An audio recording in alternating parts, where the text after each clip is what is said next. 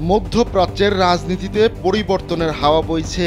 এক সময় আরব বসন্ত যাদের টলাতে পারেনি, আজ তারাই শক্তি সামর্থ্য নিয়ে দৃশ্যপটে হাজির হয়েছেন। বদলে দিচ্ছেন মধ্যপ্রাচ্যের রাজনৈতিক মানচিত্র।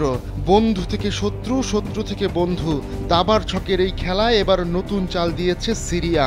প্রায় এক যুগ ব্যাকফুটে থাকার পর বাশার আল আসাদের এমন প্রত্যাবর্তন নিঃসন্দেহে মধ্যপ্রাচ্যের সব সমীকরণ বদলে দেবে। পুরো বিশ্ব যখন বাশার আল আসাদের হাত ছেড়ে দিয়েছিল, তখন মধ্যপ্রাচ্যে সাহায্যের হাত বাড়িয়ে দিয়েছিল ইরান। আমি রান্নায় মানহীন কোনো উপাদানের সাথে আপোষ করি না। নারী আর নানান আপোষহীন এক নাম। কিন্তু সেই ইরানকেই এবার ধরাশায়ী করতে উঠে পড়ে লেগেছে সিরিয়া।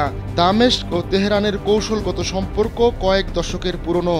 1980 থেকে 1988 সাল পর্যন্ত হওয়া ইরাক ইরান যুদ্ধে তেহরানের পাশে দাঁড়িয়েছিল সিরিয়া। পাল্টা ইরানও সেই 2011 সাল থেকে সিরিয়াকে মিলিশিয়া ও কারি ডলার দিয়ে গৃহযুদ্ধে সমর্থন দিয়ে যাচ্ছে।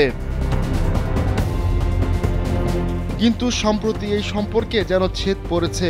ইরাক ভিত্তিক ফ্রিল্যান্স সাংবাদিক পল ইদ্দন নিউ আরবে এক নিবন্ধে দামেস্ক তেহরানের সম্পর্কে এমন টানাপোড়েনের কারণ বিশ্লেষণ করেছেন।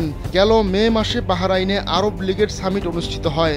সেখানে আবু মুসা, লেসার তুন, গ্রেটার তুন এই 3 দ্বীপের উপর সংযুক্ত আরব আমিরাতের সার্বভৌমত্বের ঘোষণায় সমর্থন জানায় সিরিয়া। 1971 সাল থেকে এই দ্বীপগুলোর মালিকানা ও নিয়ন্ত্রণ ইরানের হাতে রয়েছে। সংযুক্ত আরব আমিরাতও এই দ্বীপগুলোর মালিকানা দাবি করে আসছে। ওই 3 দ্বীপের মালিকানা নিয়ে আরব লীগের ডিক্লারেশন নতুন কিছু নয়। তবে এবার ব্যতিক্রম ঘটনা হচ্ছে, সিরিয়ার এমন সমর্থনে ইরানে অসন্তোষ তৈরি হয়েছে। নিজ দেশের মানুষের উপর নির্মমতার কারণে 13 বছর বহিষ্কৃত থাকার পর গেল বছরের মে মাসে সিরিয়াকে আবারও আরব লীগে ফিরিয়ে আনা হয়। এক যুগের বেশি সময় ধরে চলা এই গৃহযুদ্ধে ইরানের সমর্থন এবং রাশিয়ার সামরিক হস্তক্ষেপ না থাকলে ক্ষমতায় থাকতে পারতেন না বাশার আল আসাদ। অথচ সেই সিরিয়াই এখন সাপ হয়ে ইরানকে ছোবল দিচ্ছে।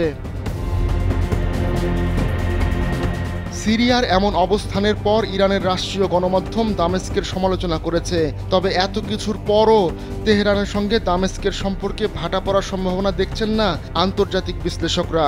রিস্ক ইন্টেলিজেন্স কোম্পানির রেনের Middle East and North Africa বিষয়ক একজন সিনিয়র অ্যানালিস্ট রায়ান বোহল বলেছেন, আরব লীগে সিরিয়ার প্রভাব খুব একটা নেই।